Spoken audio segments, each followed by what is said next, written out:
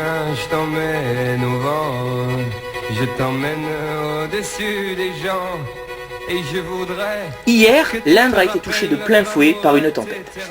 Les faits bruts sont simples. Un ciel nuageux, une dépression, et hop, vive le vent, vive le vent, vive le vent de printemps. L'hiver, c'est fini depuis déjà 2 mois. Je ne ris pas. L'attrait que me procurent les catastrophes naturelles n'enlève rien à ma compassion envers les victimes de ce genre de phénomène.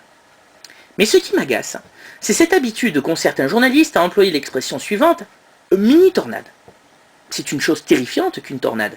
Un goulot de vent tourbillonnant, une pointe dévastatrice sur le sol, soulevant un nuage de débris. Basiquement, tous les printemps dans le Midwest américain, c'est la saison propice pour leur formation. Et certains vont à la chasse aux tornades, comme d'autres à la chasse aux lapins, à ceci près que c'est leur vie qu'ils mettent en danger, et non celle d'un innocent lagomorphe. Car les chasseurs de tornades comptent le nombre de chasses pour étoffer leur CV. Les chasseurs de lapins, eux, ne pensent qu'à étoffer leur CV. Désolé. On a vu les films d'Hollywood dépeindre les effets terribles de la chose avec exagération, mais non sans une certaine vérité, cependant. Une tornade peut ruiner la maison de votre voisin en épargnant rigoureusement la vôtre. C'est authentique. Partant du principe que vous avez survécu et votre domicile également, votre degré final de réjouissance a posteriori dépend si vous appréciez votre voisin malchanceux ou pas, de toute évidence. Mais la mini-tornade, qu'est-ce ? Eh bien, c'est un phénomène français, non météorologique donc, mais purement journalistique. En gros, c'est une façon de manifester clairement qu'on ne sait pas de quoi on parle. Je m'explique. Quand le ciel gronde, que les cumulonimbus recouvrent l'azur de leur manteau anthracite, oui, un peu de lyrisme ne fait pas de mal, et que le vent souffle, évidemment, il provoque ce qu'on appelle des rafales ou des bourrasques. Ce sont des coups de vent rapides, brusques et violents. En Provence, sur le mont Ventoux, le bien nommé, on a enregistré une rafale à 320 km/h. C'est rare, mais ça arrive. Et la tempête de 1999 n'était faite que de rafales. On a vu les dégâts occasionnés. Et quand les conditions le permettent, outre les rafales, il peut se créer un vortex, c'est-à-dire un entonnoir d'air reliant le bas du nuage au sol, tournoyant sur lui-même. C'est la tornade.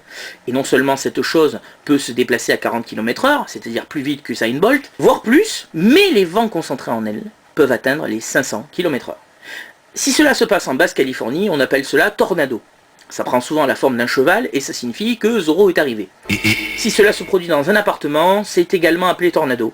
Et là, ça veut dire que votre aspirateur est défectueux.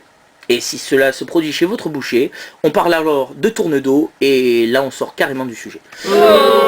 Mais bref, que s'est-il passé sur l'Indre hier ? Les images nous montrent des scènes de ravages non pas massifs, mais sont tout impressionnants. Alors, à quoi les attribuer ? À une mini-tornade, répondent certains folliculaires. Alors, mes petits chéris, accrochez-vous, puisqu'on parle de vent, je vais vous souffler dans les bronches. Que ce soit en France, en Australie ou chez l'oncle Sam, il n'y a que des vraies tornades. Par rapport à leur degré de destruction, il existe une échelle de référence créée par des savants, messieurs Fujita et Pearson, depuis une bonne quarantaine d'années. Elle comporte 6 paliers, tous commençant par la lettre F. Une F0, abîme, cheminée et fenêtre. Une F3 fait tomber les arbres, et une F5 s'abat sur votre quartier. Il faut espérer que vous ayez des talents de maçon pour reconstruire votre maison, et mieux encore, que vous ne fussiez pas dedans quand la tornade est arrivée. Quant à la F1, elle se voit habituellement le dimanche après-midi à la télévision, et moi, dans ce cas-là, je préfère aller au cinéma. Pour le cas d'hier, il a été estimé par nos météorologues que c'était une bonne F1 qui s'était abattue sur le Berry. Pas une mini-tornade, une vraie. D'ailleurs, que pense monsieur Fujita des mini-tornades ? Eh bien rien, puisqu'il est décédé en 1998 et qu'il a instamment prié de ne pas le déranger pendant qu'il bagonnode avec ses ancêtres. Mais moi qui n'ai pas l'intention de le rejoindre dans la tombe, primo, je compte être incinéré, et secondo, passer l'éternité avec un inconnu, même illustre, ne m'enchante pas du tout, surtout que je parle pas japonais, je me permets en son nom de conseiller ceci aux quelques journalistes pris en tort. Avant d'employer des néologismes débiles, faites des recherches. 5 minutes sur internet suffisent.